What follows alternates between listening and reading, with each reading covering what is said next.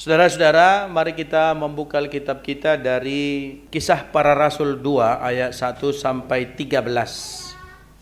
Saudara-saudara, hari ini hari Minggu Pentakosta. Tentu kita sudah tahu arti Pentakosta. Pentakosta artinya adalah hari ke-50. Jadi kalau ditanya Bapak Ibu Saudara, apa itu arti Pentakosta? Bukan turunnya Roh Kudus. Tetapi Pentakosta artinya adalah hari ke-50. Dan disitulah dipakai Tuhan sebagai kegenapan dari seluruh janjinya untuk mengirimkan rohnya kepada umat percaya. Jadi Pentakosta adalah hari ke-50 sesudah Yesus bangkit. Jadi kalau Pentakosta itu adalah hari ke-50 sesudah Paskah. Nah, apakah Pentakosta sesudah pesta perjanjian baru? Tidak. Maka setiap selesai Paskah Yahudi di hari ke-50 itu adalah hari Pentakosta. Dan itu hari raya yang luar biasa dinikmati dan mereka rayakan secara besar-besaran. Nah, dalam Minggu Pentakosta pada hari ini saudara, sesuatu yang luar biasa sedang terjadi oleh karena di hari Pentakosta yang sekali ini ada sebuah peristiwa besar yang terjadi. Peristiwa besar yang terjadi itu dicatat dalam kitab Kisah Para Rasul saudara yang kita sudah lihat dalam hari ini. Disebutkan bahwa kisah yang disampaikan adalah bahwa Yesus berpesan kepada mereka supaya mereka jangan meninggalkan Yerusalem. Ketika Yesus naik ke surga pada hari ke-40 sesudah kebangkitan. Lalu dia naik ke surga. Pesannya kepada murid-muridnya adalah jangan tinggalkan Yerusalem sampai akhirnya dia mengutus Roh Kudus, sampai Roh Penghibur itu datang. Itu pesannya. Dalam Kisah Para Rasul pasal 1 ayat 5, ayat 4 dan ayat 5 ada sebuah perintah, jangan tinggalkan Yerusalem. Maka murid-murid itu taat. Ingat ya Bapak Ibu, murid-murid dan orang-orang percaya itu taat akan apa yang Yesus katakan, maka mereka tidak meninggalkan Yerusalem sampai yang dijanjikan itu digenapi. Lalu mereka berdoa, mereka bersekutu, mereka bersekutu selama penantian 10 hari itu di Yerusalem. Apakah bait Allah, apakah ada rumah yang mereka sewa? Juga Alkitab tidak mencatat, hanya penyebutan daerah saja disebutkan di Yerusalem. Dan banyak para penafsir setuju mengatakan bahwa ada salah satu ruangan di bait Allah itu yang mereka pergunakan, dan disitulah mereka sedang beribadah, disitulah mereka berdoa, disitulah mereka menanti. Ingat saudara, rahasia pertama adalah mereka taat. Tiba-tiba dalam hari ke-10 terjadi sesuatu. Turun dari langit suatu bunyi seperti tiupan angin. Bukan sulap, bukan sihir. Katanya. Jadi bayangkanlah angin kencang. Angin yang pelan tidak ada bunyi. Kan ada bunyi seperti angin. Bisa bayangkan seperti bunyi angin? Jangan angin yang lain. Seperti bunyi angin. Maka saya bisa bayangkan saudara ya, seperti sebuah gemuruhlah datang. Angin kencang. Datanglah tiba-tiba. Bayangkanlah kalau misalnya lalu datang tiba-tiba. Begitu seperti bunyi angin itu datang tiba-tiba, disertai dengan sebuah tanda-tanda yang luar biasa, seperti lidah-lidah api menghinggapi semua orang percaya itu. Pertanyaannya adalah, semua orangkah?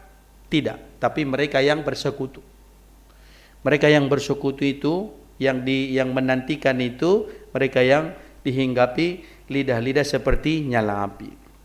Ayat yang ketiga, Kisah Para Rasul pasal 2 ayat yang ketiga. Dan tampaklah kepada mereka lidah-lidah seperti nyala api yang bertebaran. Nah, bisa bayangkan kemudian saudara, bahwa datang suara tiba seperti tiupan angin, lalu ada sebuah wujud yang nyata sesudah tiupan angin itu. Memang tidak lumrah angin membawa api. Kalau datang angin harusnya apinya mati. Tapi ini agak terbalik dia. Anginnya yang membawa api. Angin adalah simbol atau udara atau angin itu dipahami sebagai roh Allah.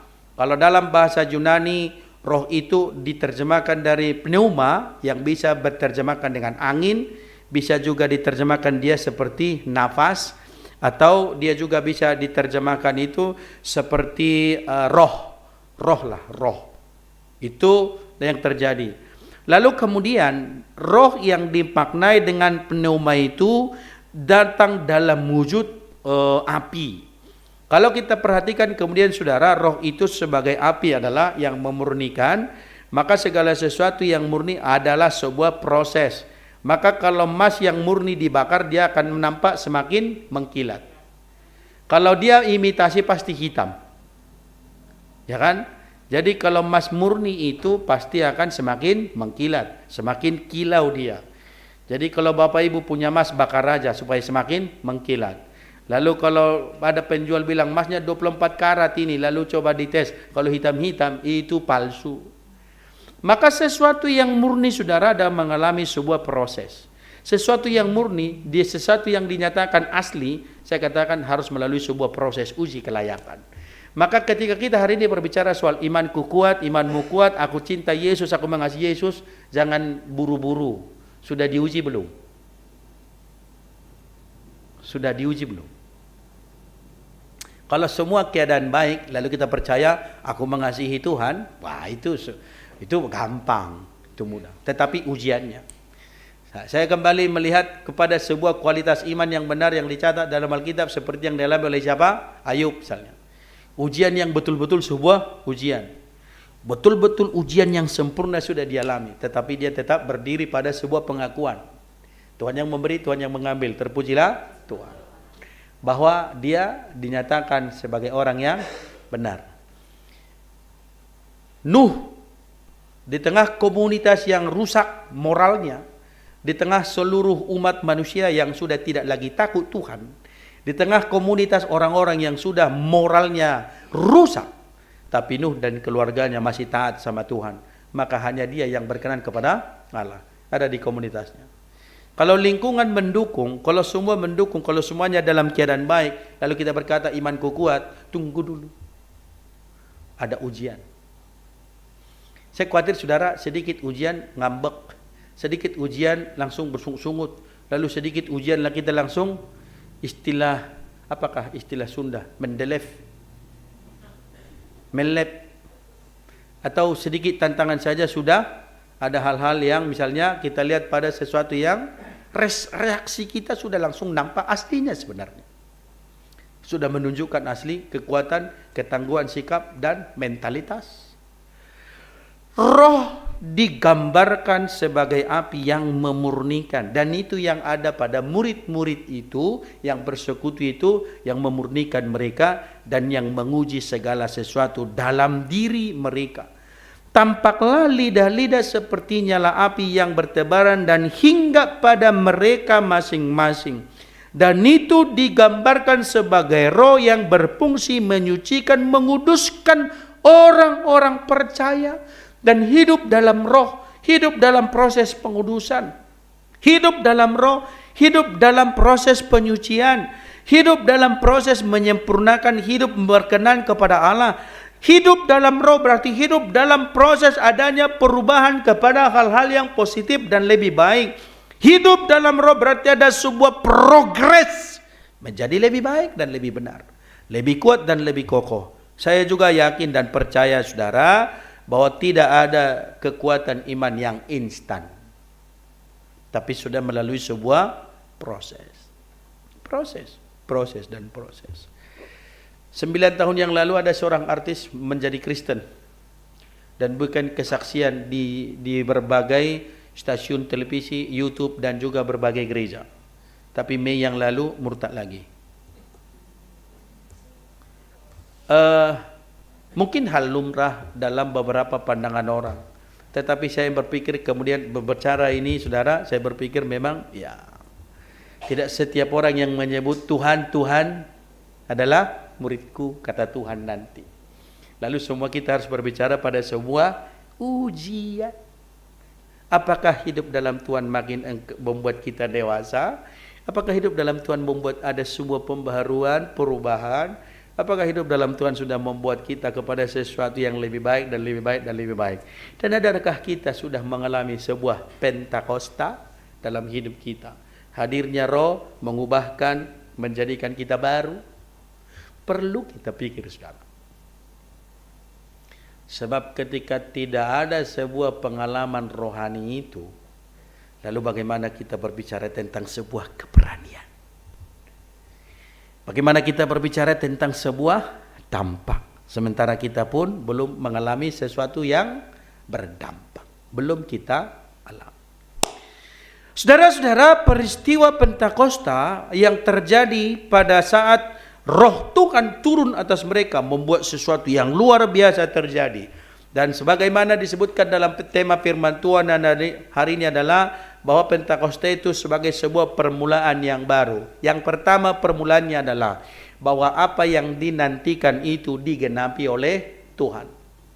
Perintah Yesus terhadap mereka jelas bahwa mereka tidak boleh meninggalkan Yerusalem sampai mereka datang mendapatkan apa yang sudah dijanjikan. Pada saat itu mereka bersatu bersuka cita dan dalam iman mereka berdoa dan bersama-sama menanti kegenapan dari janji yang disampaikan Tuhan kepada mereka. Dan yang dijanjikan adalah Roh Penghibur, Roh Kudus sebagai tanda penyertaan Tuhan, sebagai kegenapan dari apa yang disebut Immanuel, Tuhan beserta kita, bukan dalam wujud fisik seperti yang dinyatakan Yesus, tetapi hadirnya dalam wujud Roh, bahwa Dia Allah yang berjanji tidak akan pernah meninggalkanmu, tidak akan pernah jauh daripadamu, dan Dia datang dan dipenuhilah janji itu. Yesus berjanji bahwa Dia tidak akan pernah jauh dari orang-orang percaya, tidak meninggalkanmu seorang diri. Aku ada, aku datang, aku hadir. Dan itu yang digenapi dengan sebuah peristiwa bahwa Roh Tuhan nyata di tengah-tengah mereka dalam bentuk lidah-lidah seperti nyala api. Dan apa yang terjadi, saudara? Mereka mendapatkan kuasa. Bahwa bukan hanya pengertian secara pikiran semata, tetapi sebuah kuasa. Dan yang disampaikan Yesus dalam Kisah Para Rasul 1 ayat 8, kamu akan menerima kuasa kalau Roh Kudus turun atas kamu. Roh Kudus turun atasmu, maka kamu akan mendapatkan kuasa. Kalau itu tidak ada. Tanpa itu tidak ada kuasa. Tanpa Roh tidak ada kuasa. Bahwa nyata bagi kita, saudara, nyata apa yang dijanjikan oleh Tuhan itu digenapi. Maka saya mau katakan, saudara, apa yang Tuhan janjikan pasti digenapi. Kita boleh melihat secara global apa yang Tuhan janjikan. Kasih yang dinyatakan Dia pasti genapi. Aku menyertai kamu senantiasa, pasti akan digenapi. Tapi bukan itu saja. Bahwa akan ada sanksi terhadap ketidaktaatan juga pasti akan datang. Cepat atau lambat. Jangan kita hanya melihat pada sesuatu yang baik lalu kita katakan amin. Tapi kalau tidak disadari, hukuman juga pasti bagi yang tidak taat. Maka apa yang dikatakan Tuhan pasti. Beberapa kali Dia berkata apa? Celakalah kamu, celakalah kamu, celakalah kamu. Jika tidak tunduk kepada otoritas firman Allah, maka jangan bilang kita tidak akan mengalami itu. Pasti, saudara. Maka tuntutannya, adakah Roh itu tinggal di hatimu dan mengubahkan hidupmu? Adakah Roh itu bekerja mengubah hati, mengubah hidup, mengubah pola, mengubah cara, mengubah sikap, dan mengubah seluruh kehidupan kita?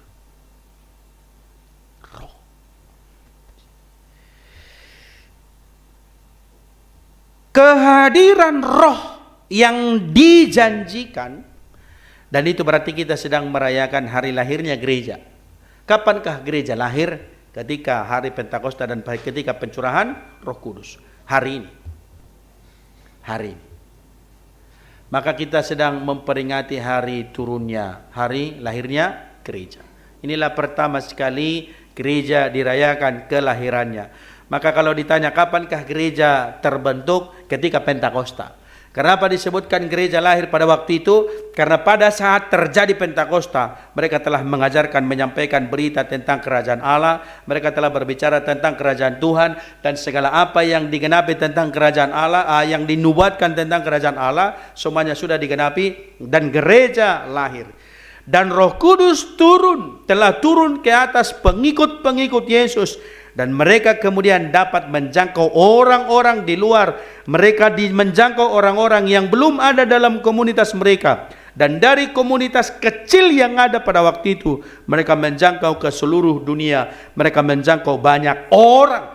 Dan menjadi sebuah awal yang baik bagi para murid untuk mereka melihat jauh. Mereka melihat kepada seluruh penjangkauan yang luas dan luas dan luas. Dan saya pikir juga penting bagi kita memenuhi seluruh visi GMI Sola Gracia, menjadi GMI terbesar, tidak hanya duduk, tidak hanya datang saja, tetapi pergi menjangkau dan menjangkau. Amin saudara? Memulai dan memulai. Ada sesuatu yang baru dalam penantian mereka. Lalu yang kedua saudara, ketika Pentakosta terjadi, apa yang mereka alami? Mereka mendapatkan kuasa dari Roh Kudus. Ketika mereka dipenuhi semua Roh Kudus, apa yang terjadi saudara? Bahwa Tuhan taruh bahasa di mulut masing-masing mereka untuk berbicara. Bahasa apakah yang mereka sampaikan? Adalah 14 bahasa yang dicatat di sini. Dalam firman Tuhan yang kita baca hari ini adalah mereka semua tercengang-cengang. Bukankah mereka ini semua yang berbicara itu adalah orang-orang Galilea? Kita orang Partia, Media, Elam, Mesopotamia, Yudea, Kapadokia, Pontus, Asia, Frigia, Pamfilia, Mesir, Libya, Kirene, Roma, Arab, dan Kreta. Ada 14. Minimal 14 bahasa pada waktu itu. Atau 14 negara pada waktu itu. Ketika terjadi peristiwa Pentakosta, maka Tuhan taruh bagi murid-murid itu untuk dia bisa berbicara dalam bahasa 14 bahasa ini. Tidak kursus saudara, enggak, tapi Roh yang menaruh bahasa itu bagi mereka. Kita baca ya, supaya jelas ayat yang ke-7. Mulai dari ayat yang ke-6. Ketika turun bunyi itu berkerumunlah orang banyak, mereka bingung. Pelan-pelan saya baca ya. Mereka bingung karena mereka masing-masing mendengar rasul-rasul itu berkata-kata dalam bahasa mereka sendiri. Ingat, yang bicara itu orang apa? Galilea. Lalu mereka berbicara dalam bahasa mereka sendiri-sendiri. 14 bahasa lain. Dalam waktu itu, Injil sudah diberitakan dalam 14 bahasa. Pada waktu itu. Bahasa Pontus, bahasa Kreta, Arab, bahasa Kapadokia, Mesopotamia, Mesir, dan lain-lain ya. 14.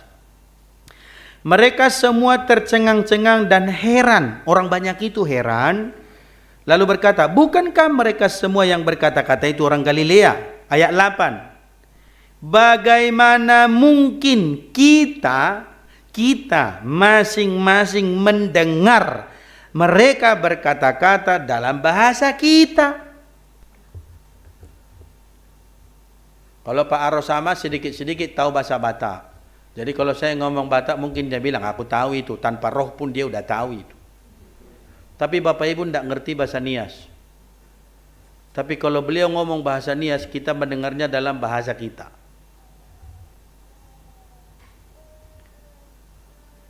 Bapak Ibu paham? Sehingga mantap nih. Pada saat itu bukan bahasa roh yang terjadi. Maka mereka tidak semua berbahasa roh, tidak. Berbahasa yang bisa dipahami siapa yang mendengar. Maka pada saat itu bukan terjadi bahasa-bahasa yang tidak dipahami. pada saat itu adalah bagaimana orang-orang Galilea berbicara tentang kerajaan-kerajaan Allah, tapi semua mengerti dalam bahasa mereka. Bagaimana kemudian Roh membawa mereka sebuah pada pengenalan, penerimaan bahwa apa yang disampaikan murid-murid ada sebuah kuasa otoritas yang luar biasa, berbicara terhadap semua, dipahami semua, didengar semua dalam bahasa mereka. Maka saya tidak bisa bayangkan, saudara, bayangkanlah saya sedang berdoa, berkhotbah atau berbicara dalam bahasa Batak, tapi orang-orang bule tahu, kok dia bisa bahasa Inggris? Enggak, saya bahasa Batak. Tapi Roh yang menaruh kalimatnya, lalu orang bisa pahami semua bahasa itu sesuai dengan bahasanya. Ada sebuah keajaiban terjadi, saudara, ketika hidup dalam Roh, bahwa semua dijangkau, dipahami, dimengerti, kerajaan Allah dipahami. Saudara dan saya tidak akan mengerti kerajaan Allah dengan logika dan berpikir kita sendiri. Tidak akan. Tetapi tahu dan paham tentang kerajaan Allah kalau kita hidup di dalam Roh itu sendiri. Kita tidak akan mengerti arti kerajaan Tuhan. Kita tidak akan mengerti arti kerajaan Allah, melayani Tuhan dan hal lain jika tidak hidup di dalam Roh itu. Maka yang membuat pengertian, yang membuat kesadaran, yang memberikan dorongan untuk bisa melakukannya adalah hidup dalam Roh. Hidup di dalam Dia, hidup dalam Tuhan. Karena Dia yang akan memberikan pengertian. Dan kita mengerti tentang kerajaan Allah ketika hidup di dalam Dia, bukan dalam pikiran kita. Maka jangan pernah berpikir membuat semua ini berdasarkan logika berpikir manusia. Tapi kalau banyak yang tidak tahu, minta hikmat Tuhan supaya memberikan pengertian akan hal ini. Amin, saudara? Ada banyak ajaran sesat muncul karena dia tidak mengerti firman Tuhan lalu dibelokkan. Bukan tunduk pada otoritas Roh, bukan tunduk kepada otoritas firman. Maka pilihan buat kita tunduk terhadap otoritas firman. Tetapi kamu akan menerima kuasa kalau Roh turun, kalau Roh Kudus turun atas kamu. Dan kuasa pertama yang mereka nikmati adalah mereka bisa berbicara dalam bahasa-bahasa semua orang yang mendengarnya pada waktu itu.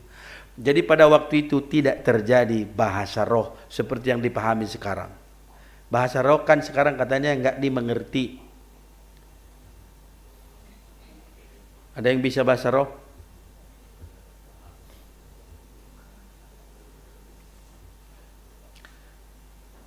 Tahapan lah itu misalnya. Saya percaya karunia bahasa roh ada, Bapak Ibu. Saya katakan tidak. Tapi yang terjadi pada peristiwa Pentakosta bukan seperti yang dipahami banyak orang sekarang. Bukan. Tapi semua orang paham, mengerti, menerima pengajaran yang disampaikan oleh mereka. Bahwa Injil sudah disampaikan terhadap 14 negara, 14 bahasa pada hari itu juga. Sebuah gambaran, saudara, penjangkauan yang sangat luas, yang digerakkan oleh Roh. Maka saudara, pelayanan yang digerakkan oleh Roh adalah pelayanan yang memampukan kita memiliki keberanian untuk bertindak, berbuat.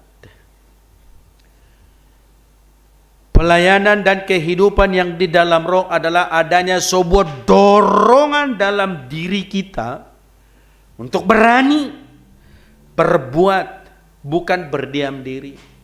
Keluar dari seluruh keberadaan hari ini kepada apa yang Tuhan mau, bahwa kita hidup bukan untuk diri kita sendiri, tetapi juga untuk orang lain. Kepercayaan ini bukan hanya untuk diri kita sendiri, tetapi juga perlu menjangkau orang lain. Pelayanan bukan hanya dalam skop yang kecil, tetapi harus menjangkau banyak orang. Dampaknya juga harus sampai terhadap banyak orang. Walaupun banyak perbedaan-perbedaan, tapi semua disatukan oleh kuasa Roh. Dan semua tunduk terhadap Roh, tunduk di dalam Roh itu, taat di dalam Roh itu, dan melakukan seperti apa yang diperintahkan Roh itu. Kalau bukan karena Roh yang menuntun kita melayani, saya pastikan kita akan kecewa, saudara. Kenapa banyak orang kecewa? Karena hidupnya tidak dipenuhi Roh. Kenapa banyak orang yang kecewa? Karena dia tidak melihat semua apa yang dia lakukan dari perspektif pandangan Allah, tapi pikirannya, keinginannya dan hatinya. Kalau nggak cocok di hatinya, marah-marah, tersinggung, sakit hati. Kalau nggak cocok di pikirannya, ngambek. Itu biasa. Maka itu tandanya tidak hidup dalam Tuhan. Selama saudara dan saya masih hidup dalam Tuhan, maka semua hal-hal yang tidak berkenan kepada Allah adalah sebuah proses menjadikan kita seperti emas yang murni. Perlu disadari, pujian pengantar ini mengatakan, kurasakan kasih-Mu Tuhan, curahkan kuasa-Mu supaya mujizat terjadi. Maka mujizat tidak terjadi, saudara, ketika tidak ada ketaatan dan penyerah. Tidak ada. Curahan roh tidak dialami oleh mereka yang menolak kehadiran Tuhan. Tetapi curahan roh akan terjadi ketika mereka taat terhadap roh itu sendiri. Taat terhadap firman itu sendiri. Taat terhadap Allah itu sendiri. Maka pertanyaannya kemudian, bagaimana saya hidup? Bagaimana saudara hidup? Bagaimana kita hidup? Adakah perubahan oleh roh Allah? Adakah hidup kita lebih baik? Adakah hidup kita sudah semakin dewasa? Adakah kita sudah semakin lebih bijaksana? Atau dalam seluruh pelayanan, seluruh relasi, seluruh hubungan, seluruh pengalaman yang lalu, apakah hanya sebatas pengetahuan? Saya tidak bangga banyak orang tahu tapi sedikit melakukan. Tapi saya lebih baik melakukan banyak walaupun pengetahuannya sedikit. Kita perlu berlihat pada bukti nyata dari sebuah pengetahuan, daripada sebuah perbuatan. Lakukan dan lakukan. Saudara-saudara, salah satu peristiwa Pentakosta yang luar biasa dialami oleh John Wesley, Bapak Gereja Metodis, adalah ketika dia mendengar dalam sebuah persekutuan orang-orang Moravian, ketika akan dibacakan tafsiran kitab Roma yang ditulis oleh Martin Luther, dia membacakan tentang keselamatan dan penebusan, maka dia merasa ada kehangatan di dalam hatinya. Aku merasakan kehangatan di dalam hatiku ketika aku mendengar tentang penebusan. Saya sudah mengalami berbagai kekecewaan, mengalami berbagai kegagalan. Dia pulang dari Amerika oleh karena merasa gagal dalam penginjilan sebagai misionaris. Dia memberitakan keselamatan, tapi sebuah pertanyaan yang dia tanya adalah, aku memberitakan tentang keselamatan, tetapi aku tidak tahu apakah aku sudah selamat atau belum. Maka dalam perjalanan dari Amerika ke Inggris, saudara, di tengah jalan, di tengah pelayaran itu ada terjadi badai besar. Orang-orang Moravian semua menyanyikan dan mereka memuji Tuhan, tapi John Wesley sudah ketakutan karena dia takut mati. Lalu orang-orang Moravian itu bilang, kenapa takut mati? Karena hidup Kristus dan mati adalah keuntungan. Kalaupun mati hari ini, kami akan bersama surga. Itu belum dimiliki John Wesley pada waktu itu. Lalu suatu ketika dia merasakan sebuah perubahan. Ketika dia merasakan kehangatan, apa yang terjadi atasnya? Pergi menjangkau, pergi penginjilan, pergi. Dan dalam biografinya, saudara, dikatakan bahwa John Wesley sudah berkuda memberitakan Injil itu. Kalau dihitung misalnya lingkaran bumi, planet bumi itu berapa ribu kilometer lah itu ya. Bukan diameternya, bukan garis tengahnya, tapi lingkarannya. Maka hitungan perjalanan John Wesley selama pelayanannya itu sudah bisa mengelilingi bumi ini sebanyak 4 kali. 4 kali lah. 4 kali lingkaran bumi dia sudah pergi menginjili dan melayani. Maka itulah yang membuat Inggris tidak mengalami revolusi seperti yang terjadi di Prancis pada zaman itu, tetapi Inggris mengalami sebuah kebangunan rohani. Dia mengirimkan suratnya ke dewan-dewan supaya menghentikan perbudakan dan jual beli manusia. Dia membuat sebuah perubahan. Akhirnya gereja memecah dia, tapi dia terus melayani. Dia tidak dikasih mimbar seperti ini untuk berkhotbah. Lalu dia menggunakan batu nisan kuburan bapaknya sebagai mimbar. Lalu dia katakan, the world is my parish. Gereja boleh tidak memberikanku tempat, tetapi dunia ini tempat pelayananku. Dan itulah yang dikatakan John Wesley. Sehingga pernyataan the world is my parish bukan yang suka-suka ya, tetapi karena memang demi kebenaran, betul, dia ditolak, tetapi kemudian dia membuat sebuah peristiwa pernyataan bahwa gereja boleh menolakku, tetapi dunia tidak menolaknya. Maka pada waktu itu dia dipecat dari gereja Anglikan, lalu dia membuat dunia pelayanannya. Dia berkhotbah keliling dan semua dikelilinginya. Saking sibuknya pelayanan, istrinya meninggal, nggak sempat dilihatnya lagi karena kejauhan. Nggak tahu dia pas di mana waktu itu. Belum ada WA, belum ada telepon, belum ada sinyal.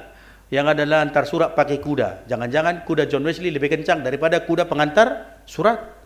Akhirnya istrinya sudah dimakamkan, dia nggak sempat lihat. Rajin sekali pelayanan.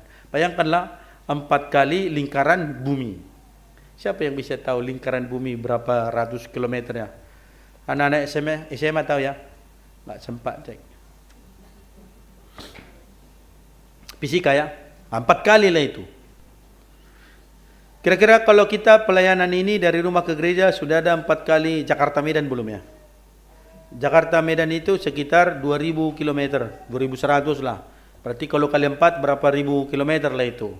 Kira-kira gitulah perjalanan. Masih sedikit ya? Dikit. Dia bumi saudara. Planet bumi. Jauhnya dia sudah keliling. Bisa berkhotbah 4 kali sampai beberapa kali sehari. Kalau 1 minggu minimal 6 kali itu sudah pasti. Dan dia menyampaikan Injil.